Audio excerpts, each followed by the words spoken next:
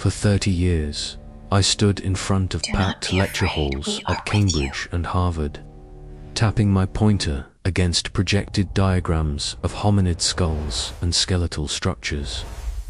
I told thousands of bright, impressionable students the same story. The story I had dedicated my entire life to defending. Look at the fossil record. Look at the shared DNA. You are a sophisticated accident of biology. You are nothing more than a primate, shaved and wearing a suit, driven by the ruthless urge to survive and reproduce. Your thoughts are just chemical reactions. Your love is just a survival hormone. I was wrong. Or rather, I was telling only half the truth. Charles Darwin was a genius, but he only solved the puzzle of the container. He explained how the car was built, bolt by bolt, over millions of years of natural selection. But he never explained the driver. The science textbooks on your shelf are not lying to you about your bones. They are right about the hardware, but they are lying to you about your mind. We did not evolve consciousness from a chemical soup. We are not just dead matter that miraculously learned to think. We are something far older, far stranger, and far more powerful. We are a dual specieser, biological machine forged in the mud of Earth, inhabited by a pilot from the stars. And tonight, I am going to show you the blueprints of that impossible merger. My name is Dr. Richard Rick Coleman. If you search my name in the academic journals, you'll find 30 years of papers on evolutionary biology. You'll see a man who spent his career dismantling religion with the cold, hard hammer of the scientific method. I was a devout materialist. I believed that soul was just a poetic word for brain activity, and afterlife was a comforting fairy tale invented by primitive people afraid of the dark. I lived in a world of measurable facts, but 6 months ago, my certainty didn't just crack. It shattered. It happened in a sterile fluorescent-lit hospital room in Boston. My daughter, Sarah, 17 years old, flatlined after a catastrophic car accident. For 4 minutes, she was clinically dead. There was no pulse on the monitor. There was no electrical activity in her brain. She was, by every definition of my science, just meat on a table. When the doctors finally shocked her heart back into a jagged rhythm, she didn't come back confused or terrified. She came back ... expanded. She looked at me with eyes that seemed older than mine, older than time itself, and whispered, "Dad, I saw you. I saw you drop the red pen in the hallway while they were working on me. I saw you crying by the vending machines and kicking the trash can." I froze. My blood turned to ice. I had dropped a red pen in the hallway, 50 feet away from her room. I had cried by the vending machines, separated from her body by 3 solid concrete walls. It was impossible. Her brain was off. Her eyes were taped shut. According to everything I had taught for 3 decades, she should have seen nothing but eternal blackness. Her experience was the crack in the dam of my skepticism. I was a man standing in the ruins of his own intellect, holding a question that biology couldn't answer. If the hardware was dead, who was watching? I went looking for answers in logic, trying to rationalize the impossible. But the universe decided to give me a demonstration. 3 weeks ago, I was driving home through the winding, desolate roads of the Adirondacks. It was 11 p.m. The road was empty, the only light coming from my high beams cutting through the forest. The radio was playing classical music, a soothing backdrop to my chaotic thoughts. Then the static started. The music warped into a high-pitched, oscillating scream that hurt my teeth. The engine of my Volvo combustion engine that requires oxygen and spark to function died instantly. The power steering locked. The headlights died. But the car didn't stop rolling. It lifted. I felt the gravity leave my stomach. That sickening drop of a roller coaster, but in reverse. I gripped the dashboard until my knuckles turned white, watching in absolute terror as my car floated upward. My headlights flickered back on, illuminating the tops of the pine trees 50 feet below me. I was floating. Above me, the clouds parted, revealing a source of light that wasn't a helicopter. It was a bluish-white light, silent, cold, and solid. It pulled my car upward with the ease of a giant magnet lifting a paperclip. I didn't scream. I couldn't. I was paralyzed by the sheer ontological shock. My Darwinian brain frantically searched for a predator. But there are no predators in the fossil record that can cancel gravity. I woke up in a room made of light and geometry.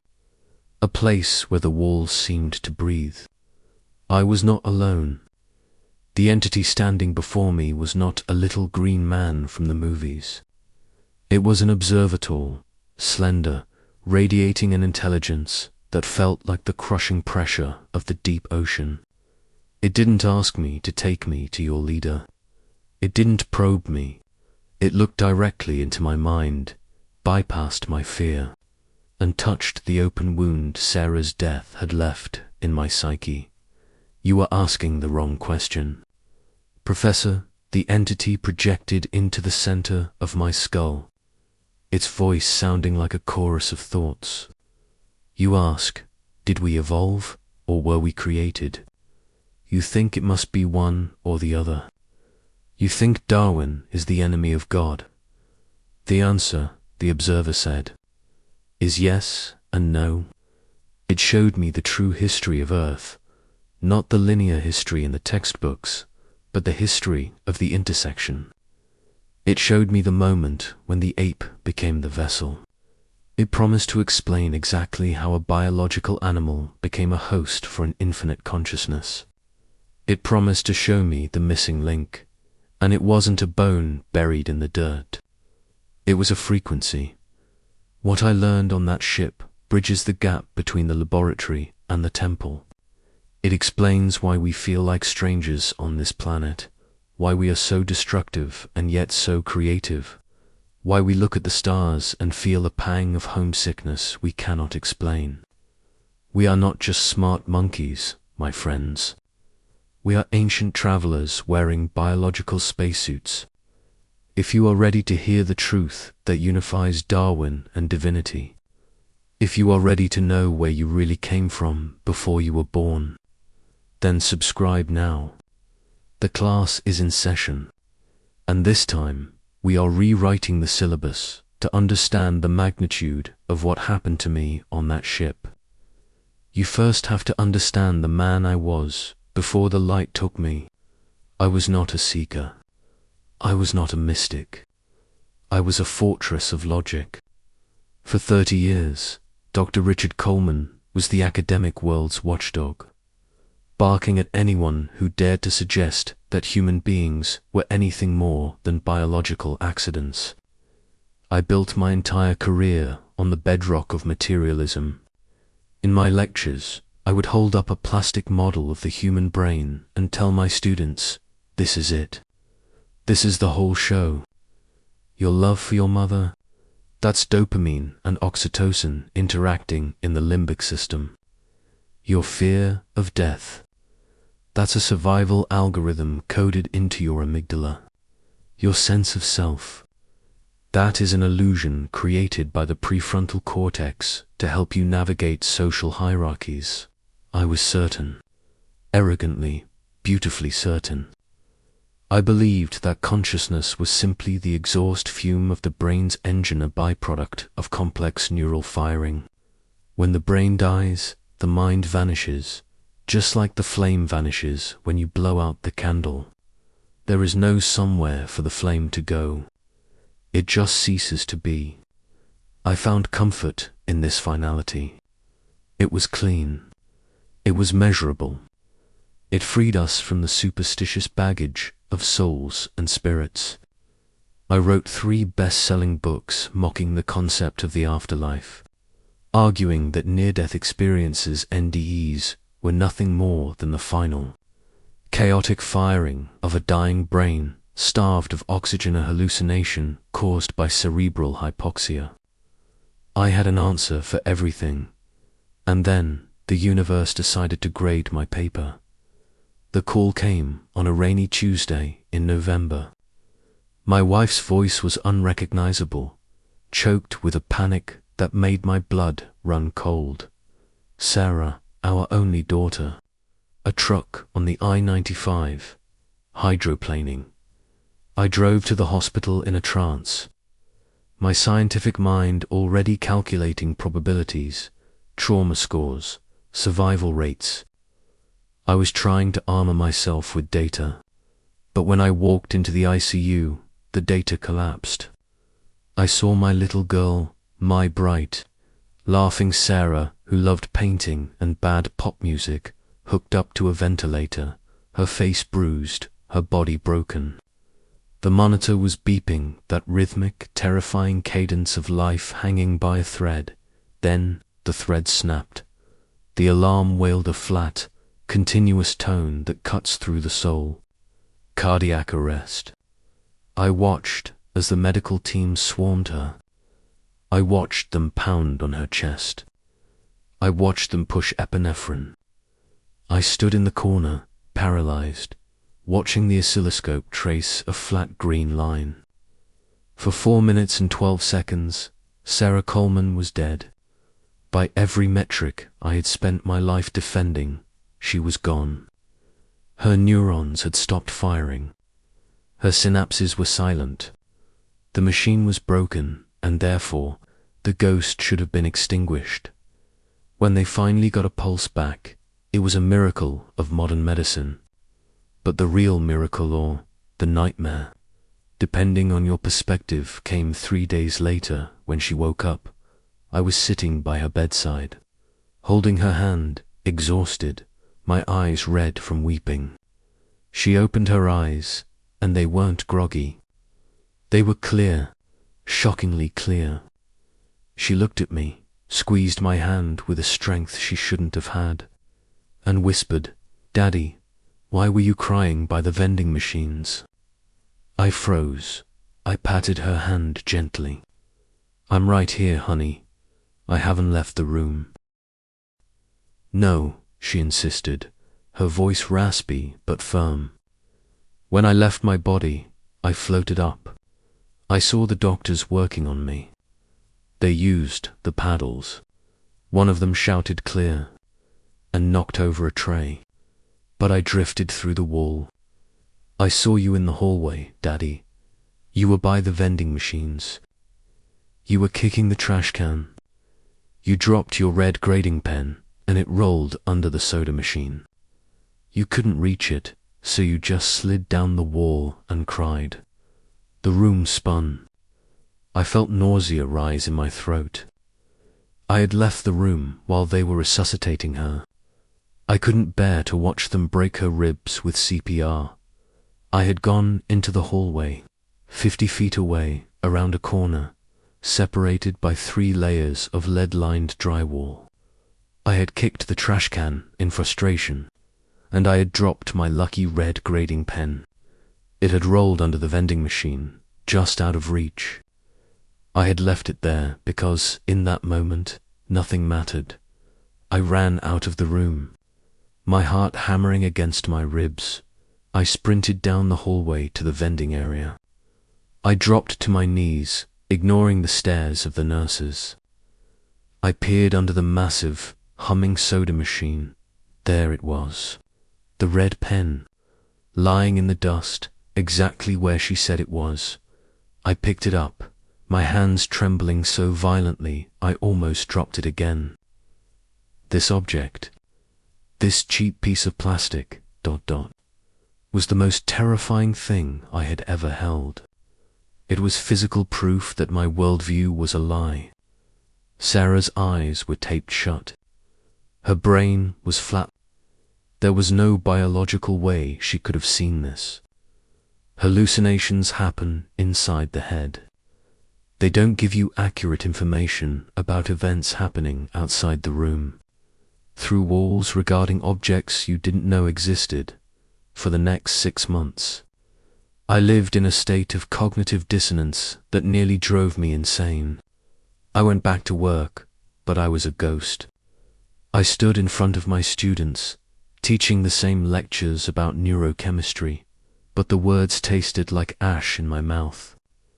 I felt like a fraud. I scoured the medical literature, looking for a materialist explanation. I read about remote viewing, veridical NDEs, quantum non-locality. I tried to find a way to fit Sarah's experience into my Darwinian box. But the box was too small. I realized that if consciousness can exist even for a few minutes outside the biological brain, then everything I knew about evolution was incomplete. Darwin explained how the radio was built, but he didn't know the signal existed. I was a man standing on a bridge between two worlds, and the bridge was burning. I started taking long drives at night, trying to outrun the questions. I drove into the mountains, where the silence was deep, looking for I didn't know what. A sign, a refutation, and that brings us to the night on the Adirondack highway. I was driving my Volvo, lost in thought, replaying Sarah's voice in my head. I left my body. The skepticism was fighting a losing war against the intuition. I was screaming internally, begging the universe to make sense again. Show me. I yelled at the empty windshield.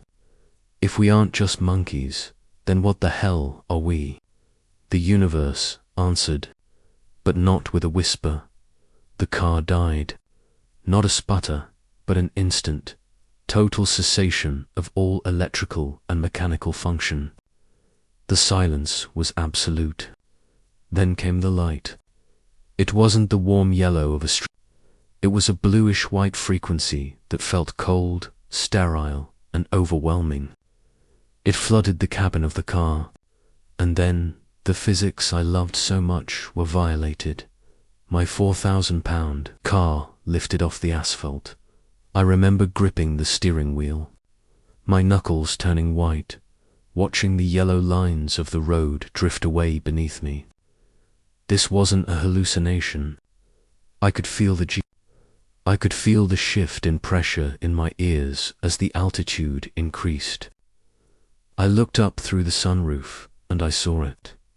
A craft, geometric, silent, hovering like a hole in the sky. This was the breaking point. The NDE had cracked my reality. This obliterated it. I was a biologist, a man of earth and mud and fossils. And here I was, being pulled into the sky by a technology that treated gravity like a suggestion. As the car was pulled into the bay of the ship, a strange calmness washed over me in artificial sedation. I wasn't screaming anymore. I was observing. I felt a presence. Not a threat, but an intelligence. It felt vast, ancient, and oddly ... familiar. When the car landed in the docking bay and the door opened, I didn't meet a monster. I met the answer. The being that stood there, the observer looked at me with large, dark eyes that held no malice, only a profound curiosity. You were confused, Richard, the voice spoke in my mind. It wasn't sound. It was pure thought. You have spent 30 years studying the cage. Would you like to meet the bird? That was the moment the materialist died. The man who walked off that ship would never be able to teach Darwin the same way again. I had asked for the truth. I had begged for it. And now, staring into the eyes of a being that defied my evolutionary chart, I realized I was about to get exactly what I asked for. The duality was about to be revealed. The monkey and the spirit were about to be introduced. I stood in the center of the room, surrounded by walls that seemed to be made of solidified light. The observer stood before me, 7 feet of elegant, grey geometry. It didn't speak with a mouth. It resonated. Its thoughts washed over my mind like a tide, dismantling my defenses not with force, but with clarity. I felt naked. All my degrees, my tenure, my published papers, they felt like children's drawings held up against a masterpiece. You are in pain, Richard, the observer projected. The pain of a fractured mind. You have spent your life studying the clay, and now you are angry because you cannot find the sculptor inside the clay. I study biology, I stammered, my voice sounding small in the vast chamber. I study the mechanism of life, and everything I see, everything I have ever measured, tells me that consciousness is just a product of the brain. If I damage your frontal lobe, your personality changes. If I give you drugs, your perception changes. If I cut off the oxygen, the lights go out. The mind is the brain. It has to be. The observer moved closer. It didn't walk, it flowed. You are making a logical error, it replied gently. If you smash a radio with a hammer, the music stops. Does that mean the radio created the music? I blinked.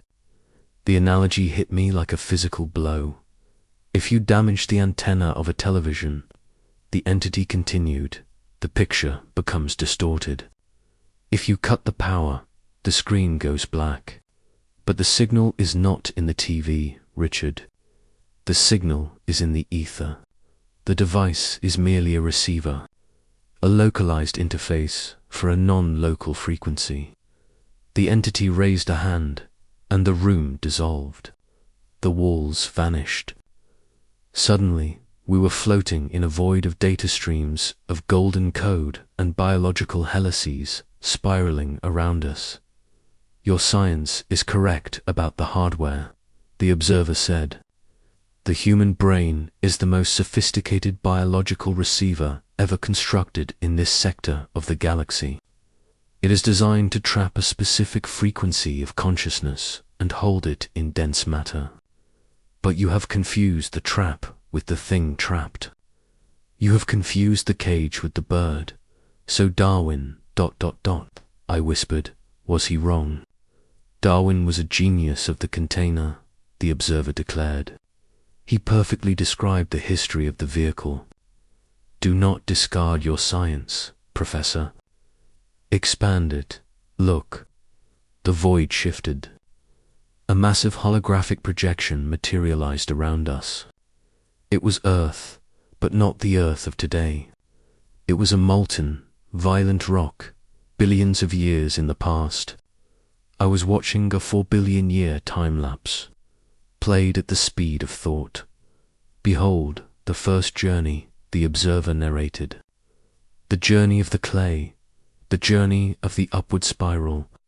I watched, mesmerized, as the first single-celled organisms sparked to life in the primordial soup. I saw the struggle, the relentless, brutal, beautiful machinery of natural selection. I saw cells merging, competing, dying. I saw the first fish crawl onto the mud, gasping for air, driven by the desperate biological imperative to survive. I saw the dinosaurs rise and fall, wiped out by fire, making way for the mammals. It was exactly as I had taught it for 30 years, but seeing it like this, it felt different. It wasn't just random chance. It felt like a preparation. It felt like the planet was trying to build something. The Earth was growing a vessel, the entity explained. For eons, the biology of this planet was refining itself. It was trying to build a nervous system complex enough to sustain a high-voltage signal. A worm cannot hold a soul, Richard. Its wiring is too simple. A dog has a spirit, yes, but it cannot hold the full bandwidth of a creator consciousness. The hardware needed to be upgraded. The hologram fast-forwarded. I saw the primates. I saw Australopithecus. I saw Homo erectus. I saw the tool users. They were clever. They were strong. They dominated the landscape. But looking closely at them, I felt a strange emptiness. Look at them, the observer commanded. What do you see? I see ancestors, I said. I see intelligence. They are hunting. They are communicating. You see a very smart animal, the entity corrected. These beings existed for millions of years. They had brains. They had social structures. But they did not build temples. They did not paint on cave walls. They did not bury their dead with flowers. They did not ask why. They only asked how. They were the pinnacle of biological evolution, but they were empty. The receiver was built, but the signal had not yet been tuned. I watched the hologram hover around the 300,000-year mark. The early humans were there. They looked like us. They walked like us. But their eyes were the eyes of a fox or a lion. Alert, present, but lacking that deep, reflective abyss of self-awareness. They were survivors, not philosophers. So the body evolved, I said, the realization dawning on me. The body is terrestrial. It comes from the mud. Yes, the observer confirmed. Your body is 100% earth. It shares DNA with the banana and the chimpanzee because it was baked in the same oven. Darwin was right. Your flesh is an animal. It has animal instincts, sex, hunger, territory, fear. This is the first origin. It is the bottom-up process, matter trying to reach the sky. The hologram paused, freezing a group of early hominids huddled around a fire. But if this is all you are, the observer asked softly, then why are you so uncomfortable on this planet? Why do you have back pain? Why does the sun burn your skin? Why do you need clothes? Every other animal fits perfectly into its environment. But humans act like they are uncomfortable in their own skin. You are constantly trying to leave. You build roofs to hide from the sky. You invent gods to explain your loneliness. You destroy the ecosystem that sustains you. The entity turned to me, its dark eyes piercing my soul. You do not act like a species that evolved here perfectly. You act like a species that is wearing a suit that doesn't quite fit. I felt a chill run down my spine. It was true. I had always felt a subtle alienation, a sense that human beings were somehow anti-nature despite being part of it. That is because you are not just the animal, the observer revealed. The animal is just the car. 300,000 years ago, the car rolled off the assembly line. It was perfect. It had a 1,400 cubic centimeter brain. It had opposable thumbs. It had a vocal cord capable of complex sound. The hardware was ready. The observer gestured to the stars above the holographic Earth, and that, it whispered, is when the second journey began. That is when the driver arrived. The hologram shifted. The view pulled back from the mud and the fire, soaring upward out of the atmosphere into the deep, velvet silence of the cosmos. But it wasn't empty space. It was alive with light. Now, Richard, the observer said, I will show you where you came from. Not your bones, not your blood. You, the thing that watches, the thing that loves, the thing that cried by the vending machine. The hologram of the primate ancestors faded, dissolving into motes of light. The observer raised its hand, and the starfield around us exploded. It wasn't an explosion of fire, but of information. Suddenly, I wasn't looking at stars made of burning gas. I was looking at a web of glowing, interconnected filaments that stretched across the universe. It looked like a neural network, but on a galactic scale. The observer's thought voice resonated, vibrating in the marrow of my bones. Is the second origin. This is the realm of the signal. You call it the spirit world, or heaven, or the quantum field. We call it the source frequency. In this dimension, there is no time. There is no death. There is only pure, expanding awareness. I watched as points of light detached themselves from the great web. They weren't just sparks. They were complex, geometric patterns of energy, swirling with intention. They looked like liquid mathematics. These are the pilots, the entity explained. This is what you are before you are born, Richard. You are not a body that generates a mind. You are a localized node of the infinite consciousness. You exist here, in this state of perfection, where you know everything but feel nothing. In this realm, there is no friction. There is no pain. There is no separation. It is a state of absolute bliss. But if it's bliss, I whispered, watching the beautiful lights dance, why would we leave? Why would we come to Earth? Earth is hard. Earth is painful. My daughter, she felt pain, precisely, the observer answered, and I felt a wave of compassion wash over me. You come for the friction. Imagine you are a master pianist, Richard. You have all the music in your head. It is perfect. But without a piano, without the resistance of the keys, without the vibration of the strings, the music is just a concept. It is not real. To make the music real, you need an instrument. You need a machine that resists you. The hologram zoomed back into Earth, the blue marble hanging in the void. It zoomed in on the African savanna 300,000 years ago. It focused on a specific group of early humans, Homo sapiens. They were biologically ready. Their brains had evolved to the critical mass of complexity. The receiver was built. The wiring was complete. The body is the instrument, the entity declared.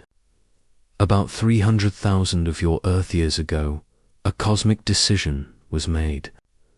The biology of the Earth was finally sophisticated enough to host a high-density consciousness. The car was ready for the driver. I watched in awe as the beams of light from the cosmic web shot down toward the planet. It looked like spiritual rain. The beams penetrated the atmosphere and struck the hominids. It wasn't a violent impact. It was a merger, a synchronization. I saw the light enter the crown of their heads, filtering down into the neural pathways, igniting the synapses with a fire that biology alone could not produce. The Incarnation, the observer whispered. This is the missing link you have been searching for. You look for a bone that connects the ape to the man. You will never find it, because the change didn't happen in the bone. It happened in the software. The ape didn't just get smarter. The ape got occupied. The scene on the savannah changed instantly. The hominids who had received the light stopped foraging. One of them looked up. For millions of years, his ancestors had looked at the ground, scanning for food or predators. But this one looked at the moon. I saw the change in his eyes. The animal alertness was replaced by something terrifying and beautiful. Wonder. He wasn't just seeing a white circle in the sky. He was wondering what it was. He was feeling awe. He reached down, picked up a piece of red ochre, and walked to a rock wall. He didn't use the rock to smash a nut. He used it to draw. He drew a handprint. Boom, I whispered, tears streaming down my face. The Big Bang of the mind.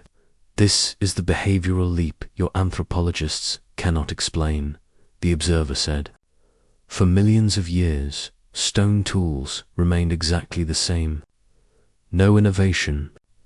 And then, suddenly, in the blink of an evolutionary eye, art, music, burial of the dead, complex language, mythology. Why? Because the driver had entered the car. The animal was concerned with survival. The spirit is concerned with meaning. The entity turned to me, its presence looming large. Humanity is the meeting place of these two journeys, Richard. You are a hybrid.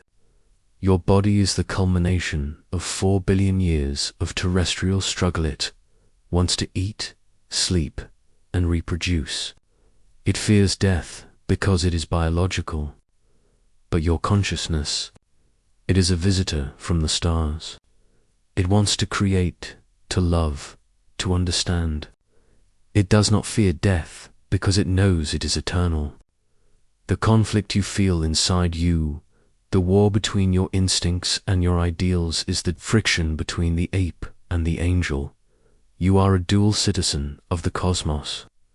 I sank to my knees on the floor of light. It made too much sense. It explained everything. It explained why we are the only species that commits suicide because the pilot can reject the vessel. It explained why we are the only species that looks at the stars with longing. But Sarah... I choked out, the grief finally breaking through the awe. If we are just signals, why did she have to die? Why did the radio break? The observer knelt beside me. It gestured, and a new image appeared. An old-fashioned analog radio, sitting on a table, playing a beautiful symphony. Look at the radio, the entity commanded gently. This is your brain. It is made of tubes and wires and plastic. It is complex. When it is tuned correctly, it catches the invisible radio waves in the room and turns them into Mozart. The music is loud. It is clear. In the hologram, a hammer smashed the radio. The plastic shattered. The tubes broke. The sound stopped instantly. Silence. Now, Professor, the observer asked, did the music die? I shook my head slowly. No, the broadcast continues. The device is just broken. Exactly, the entity said. The radio station is still transmitting. The symphony is still in the air, perfect and complete. But the receiver is destroyed, so the local manifestation of the sound has ceased. Sarah did not die, Richard. Her receiver failed. The car was wrecked. But the driver stepped out. The entity shifted the image. Now it showed a radio that wasn't smashed, but rusty. The wiring was frayed. The sound coming out was distorted, crackling, skipping beats. This is what you call Alzheimer's or dementia, the entity explained. You look at a patient losing their memory, losing their personality, and you think their soul is fading. You think the person is disappearing. You are wrong. The signal is as strong as ever. The soul is hovering right there, fully intact, screaming, I am here.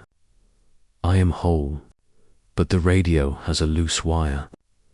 The receiver is corrupted. The output is garbled, but the input remains pure.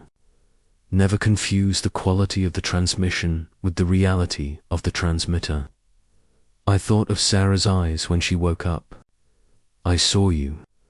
She was out of the radio, I realized. When her heart stopped, when the brain went offline, the interference stopped. She wasn't confined to the receiver anymore. She was back in the signal. Yes, the observer confirmed. That is why NDEs are so hyper. When you are in the body, your consciousness is filtered. It is stepped down. It is limited by the speed of neurons and the bandwidth of the optic nerve. You are seeing the world through a dirty window. When you die, the window breaks. You do not go into the dark. You go into the high definition. Sarah saw you because she was no longer looking with biological eyes. She was seeing with the non-local awareness of the soul. I stood up, my legs trembling. The weight of 30 years of materialism was falling off my shoulders. I felt lighter. I felt ... infinite. So we don't end, I said.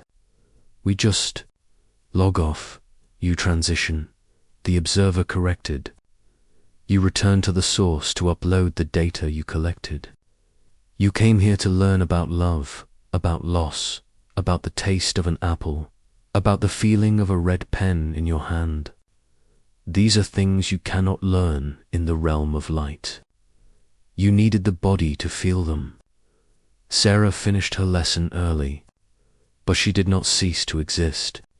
She is merely waiting in the lobby. The walls of the ship began to solidify again. The light of the cosmos faded, replaced by the metallic sheen of the docking bay. My Volvo was sitting there, exactly as it had been, suspended in the anti-gravity field. You must go back, Richard, the observer said, retreating into the shadows. Your lesson is not finished. You have a new curriculum to teach. You must tell them the truth about their reflection. Tell them they are not accidental monkeys. Tell them they are the bridge between the dirt and the divine. They won't believe me, I said, panic rising. I'll lose my tenure. I'll be a Finstock. You have already lost your illusions, the entity said, its voice fading. What is a tenure compared to the truth? You hold the red pen now, Professor. Correct the record. The light enveloped me again. I felt the sensation of falling, the rush of wind, and then the heavy, familiar grip of gravity.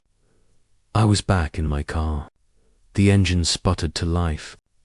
The headlights cut through the darkness of the Adirondack woods. The radio clicked on, resuming the classical music exactly where it had left off. I sat there for an hour, gripping the steering wheel, listening to the violins. I looked at my hands, the hands of a primate, hairy and scarred. Then I looked into the rear-view mirror. I looked into my own eyes, and for the first time in 58 years, I didn't see a biological machine looking back. I saw a pilot. I saw a passenger. I put the car in drive. I had a lecture to give. I walked back into my lecture hall at the university 3 days later. The amphitheater was packed. 300 students sat with their laptops open, expecting the usual semester review on natural selection and genetic drift. I looked at them, bright young minds being trained to view themselves as biological accidents. I looked at the textbook on the podium, Principles of Evolutionary Biology, a book I had written 10 years ago. I picked up the book. I felt its weight, and then, without a word, I dropped it into the trash can. The thud echoed in the silence. Forget the syllabus, I said into the microphone. Today, we are going to talk about the things that science is too afraid to print. We are going to talk about the anomalies. I turned to the whiteboard and wrote 2 words in massive block letters: the interface.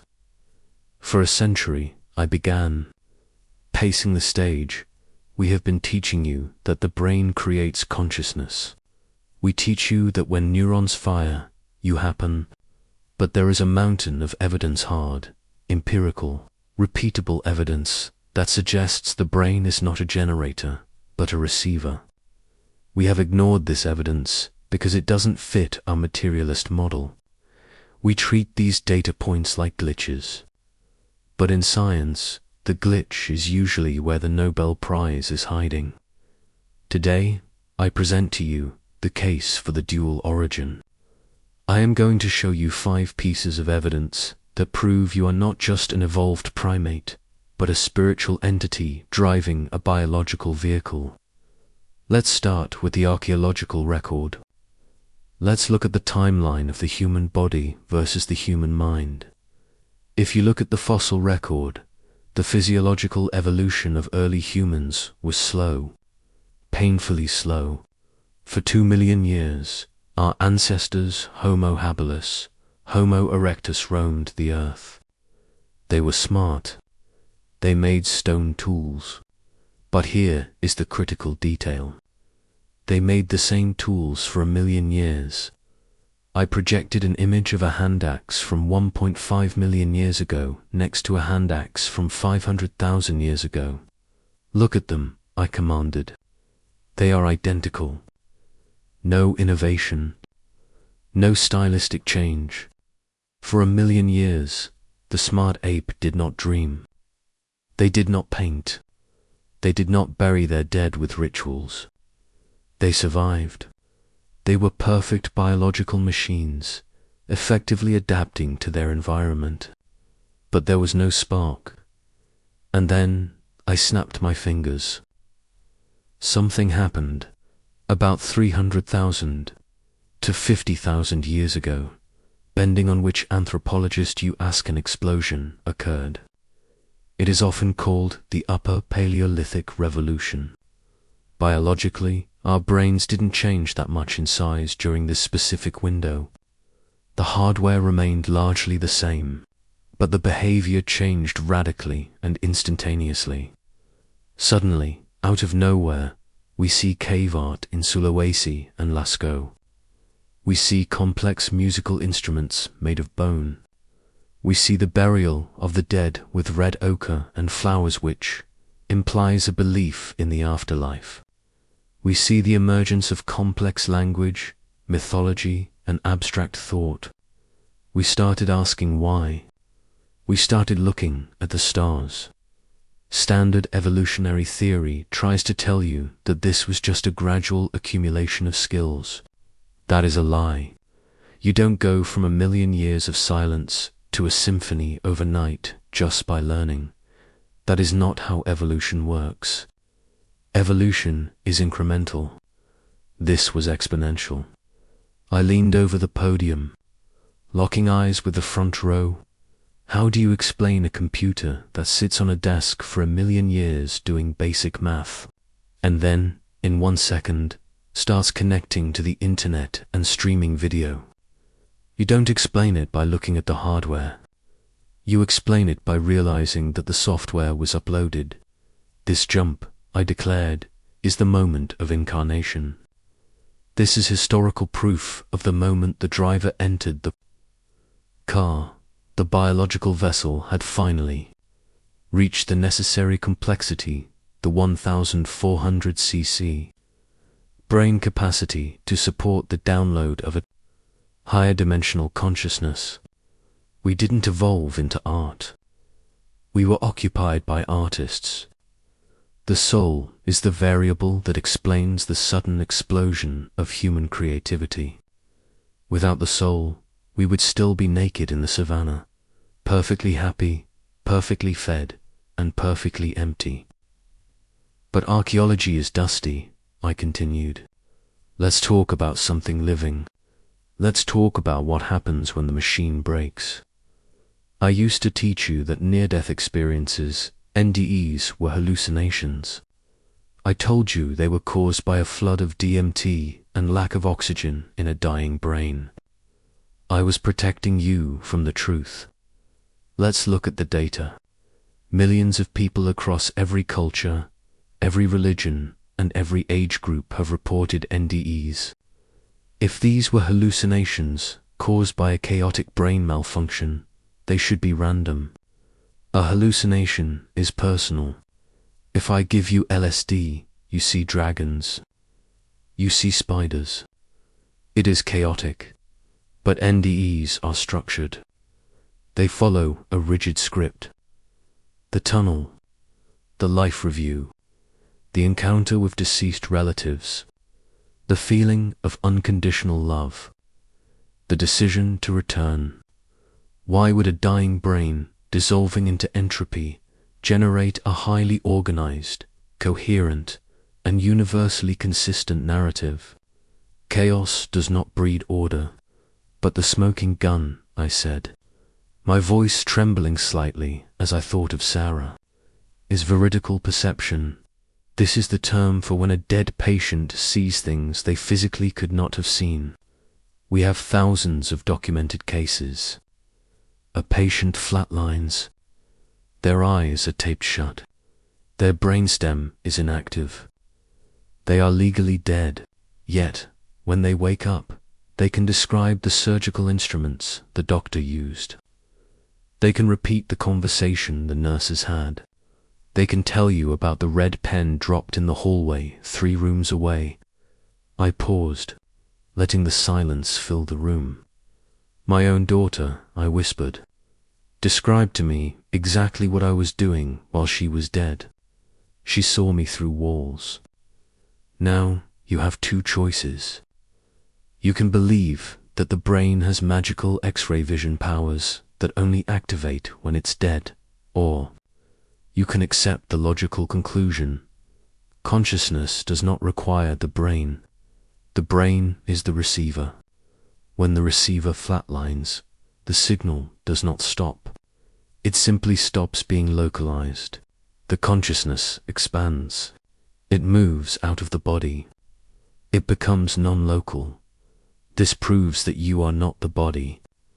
You are a signal currently being broadcast through a body. And when the radio breaks, the broadcast continues. Think about the implications, I told the students, who were now sitting in stunned silence. If consciousness is non-local, then death is not an end. It is a change of address. It is simply the pilot stepping out of a crashed plane. The science of materialism says this is impossible, but the data says it is happening every day in every hospital in the world. Who are you going to believe? The theory or the evidence? I wiped the sweat from my forehead. The energy in the room was palpable. The air was thick with the cracking of old paradigms. But if we are pilots, I asked, setting up the next point, where did we fly from? And have we flown before?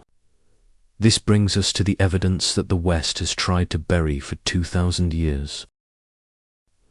If we accept the evidence of the near-death experience that consciousness can exist without the biological container, then we are forced to ask the next logical question.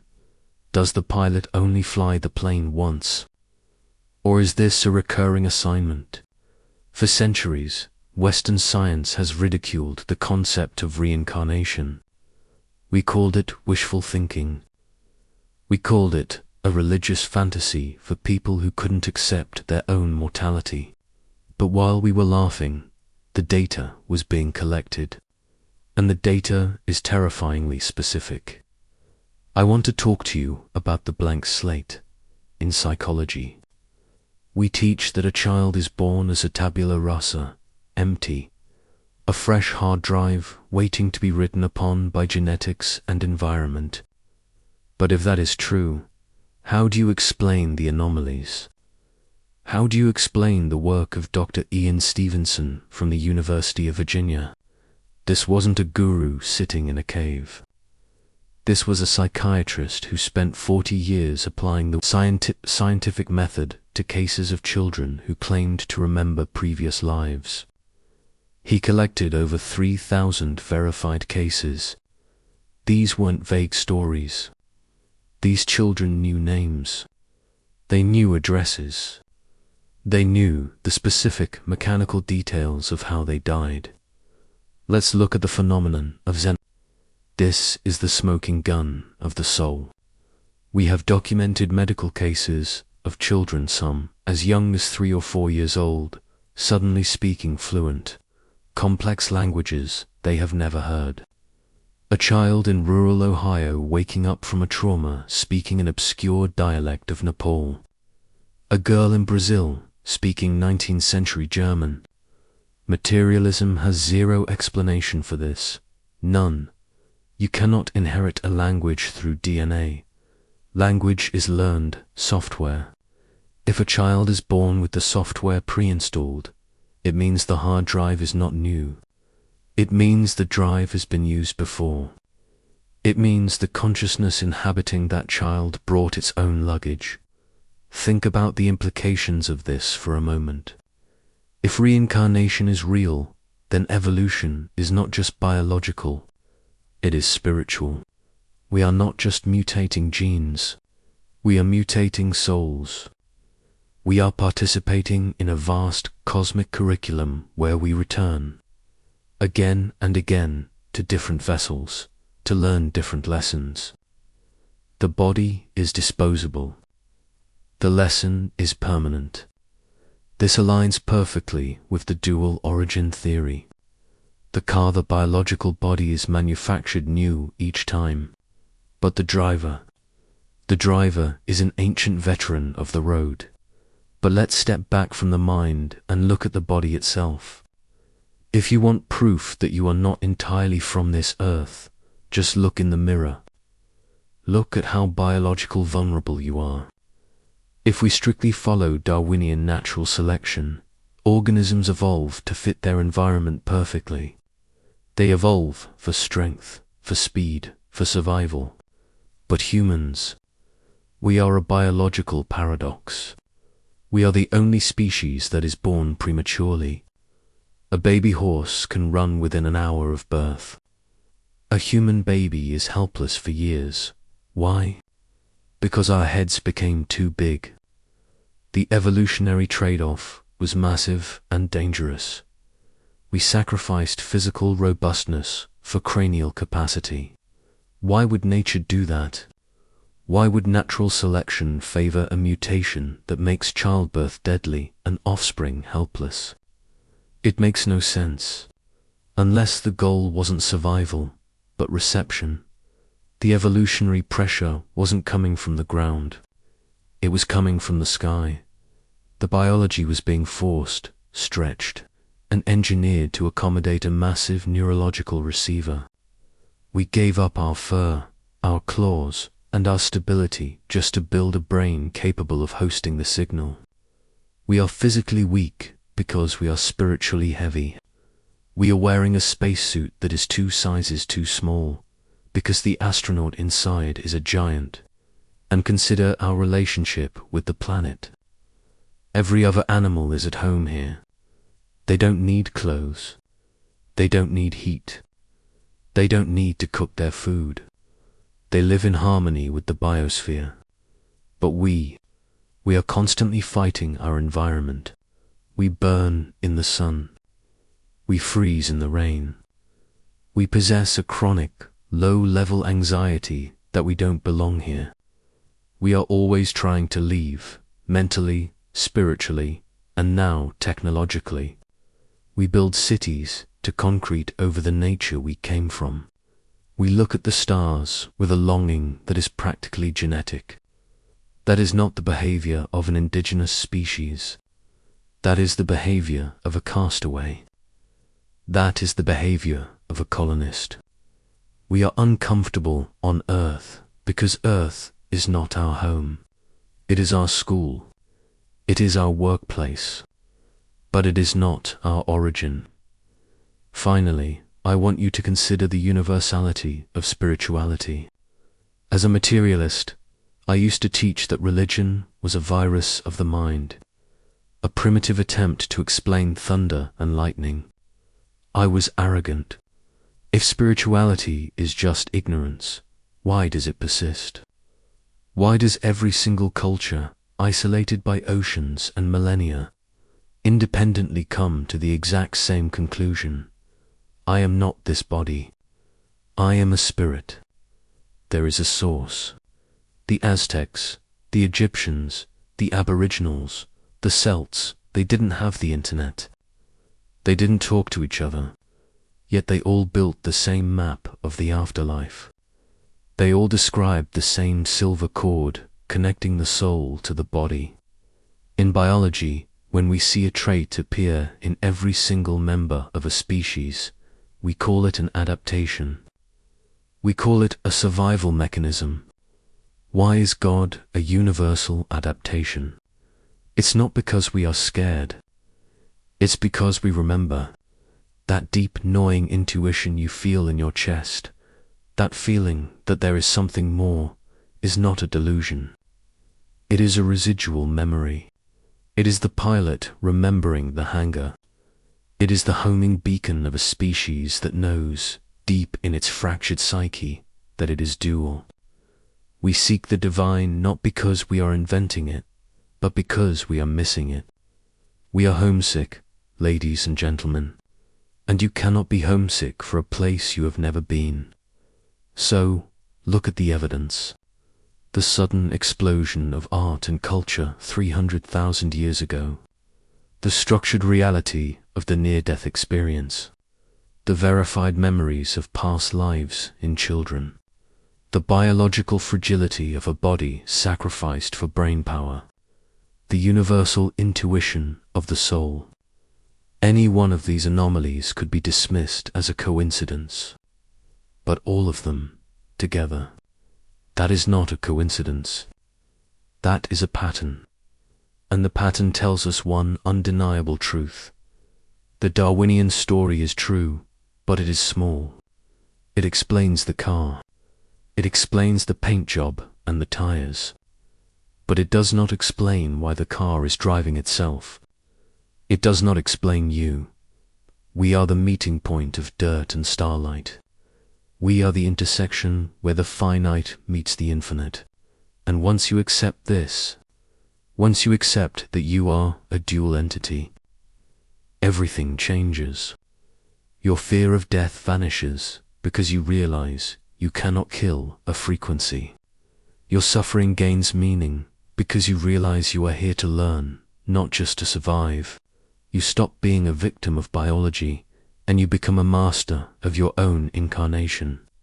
I tore up my textbook today not because I hate science, but because I love the truth. And the truth is, we are not just monkeys who learned to talk. We are gods who learned to forget. And now, it is time to remember. I stood there for a long moment after the lecture ended, listening to the silence of the room. Usually, after a class on evolutionary theory, there is the shuffling of bags, the yawning of bored students, the rush to the door. Today, nobody moved. 300 young adults sat in absolute stillness, staring at me, staring at their hands, staring at the air around them as if seeing it for the first time. I realized then that I hadn't just taught a class. I had popped a bubble. I had given them permission to believe what they had secretly suspected all along, that they were not just meat, but the real test wasn't in the lecture hall. It was at home. I drove to my daughter's house that evening. Sarah was sitting on the porch, watching the rain. She had recovered physically from the accident, but the emotional distance between us was a chasm I had created. Since she woke up from her coma, I had treated her near-death experience as a symptom. I had prescribed her sedatives. I had told her that her vision of me in the hallway was a reconstructed memory caused by trauma. I had tried to fix her when I should have been listening to her. I sat down next to her. She didn't look at me. She was used to the lecture, used to the skepticism. I kept the pen, I said quietly, pulling the red grading pen out of my pocket. Sarah turned, her eyes widening slightly. For 6 months, I continued, turning the plastic over in my fingers. I told myself this was a coincidence. I told myself, you guessed. I used all my degrees, all my logic, to explain away the fact that you saw me when your eyes were closed. I took a deep breath, the air trembling in my lungs. I was wrong, Sarah. I was scared. I was scared that if you were right, then everything I built my life on was sand. But I know now. I know what happened to you. She looked at me, guarding her heart. You think I was hallucinating, Dad. It's okay. No, I said, looking her dead in the eye. I think you left. I think the machine stopped, and you stepped out of the car. It was real. You really saw me. You really felt that peace. You aren't crazy, honey. You're a traveler who came back early. Sarah broke. The tension that she had been carrying, the terrible burden of having seen the other side and being told it wasn't real. She fell into my arms, sobbing. It wasn't the sobbing of grief. It was the sobbing of validation. We sat there on the porch, a biologist and a mystic, finally speaking the same language. I realized then that science and spirituality were never enemies. They were just two different languages, describing the same miracle. Darwin explained the map.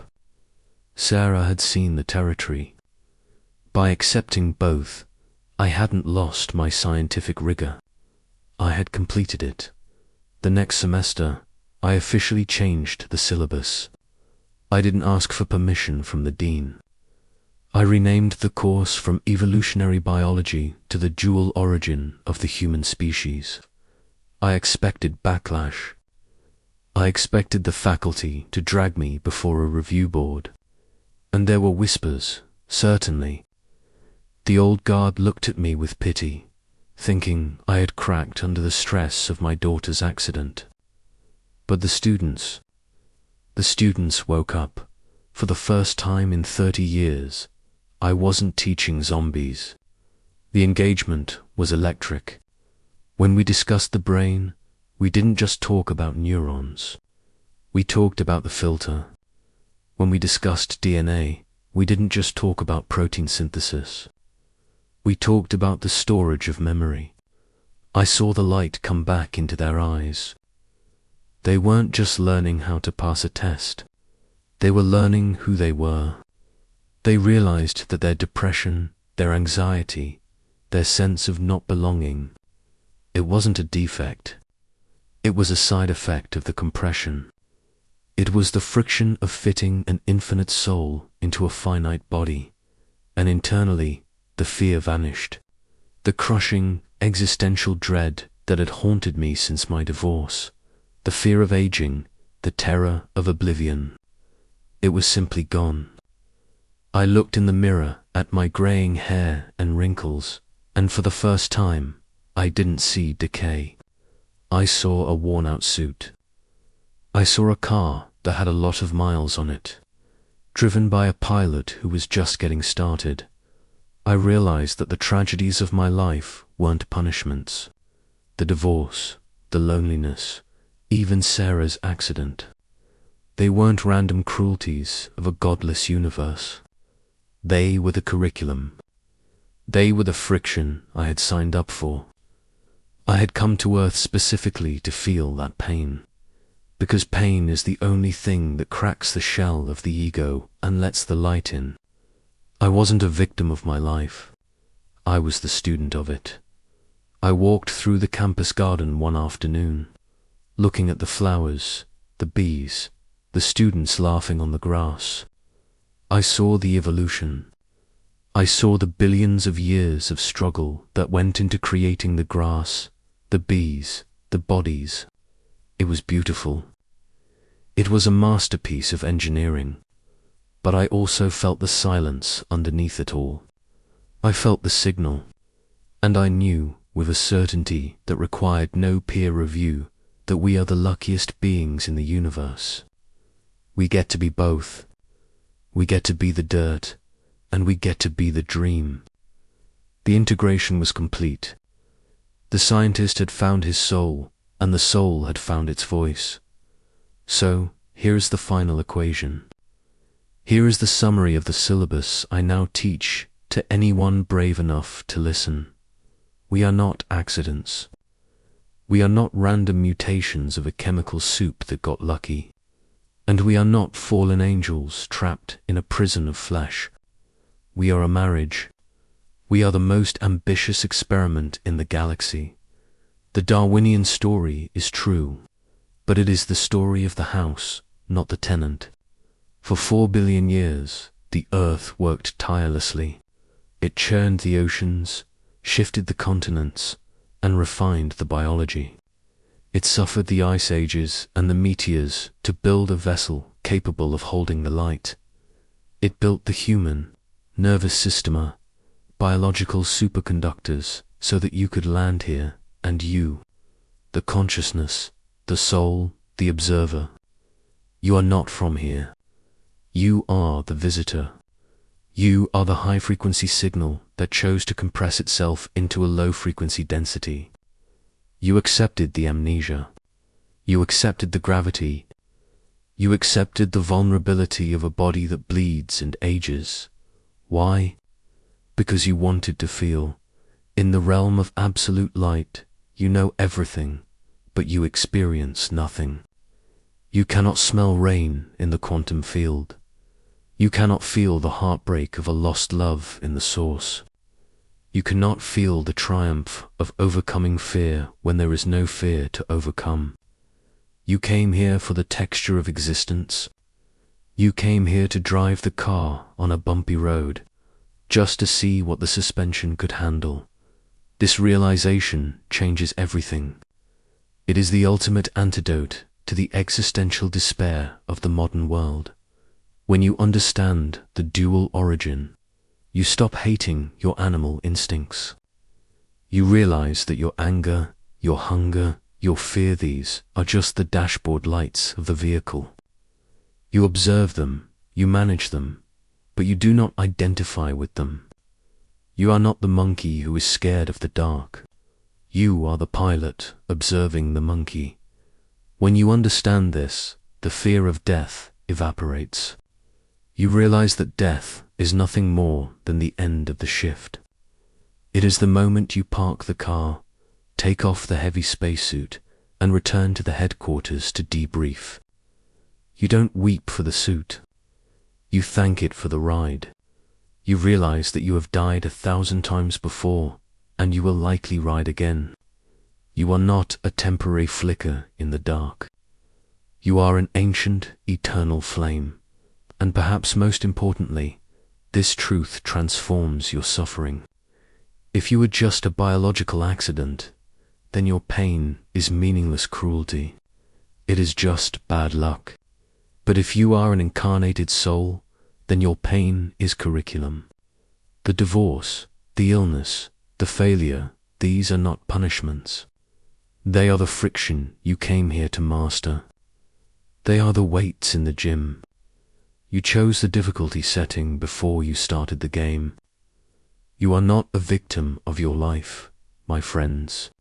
You are the author of it. Look at the world around you. Look at the chaos, the division, the noise. It is easy to despair. It is easy to think we are a failed species. But we are not failing. We are remembering. The pressure you feel right now, that is the pressure of the diamond forming.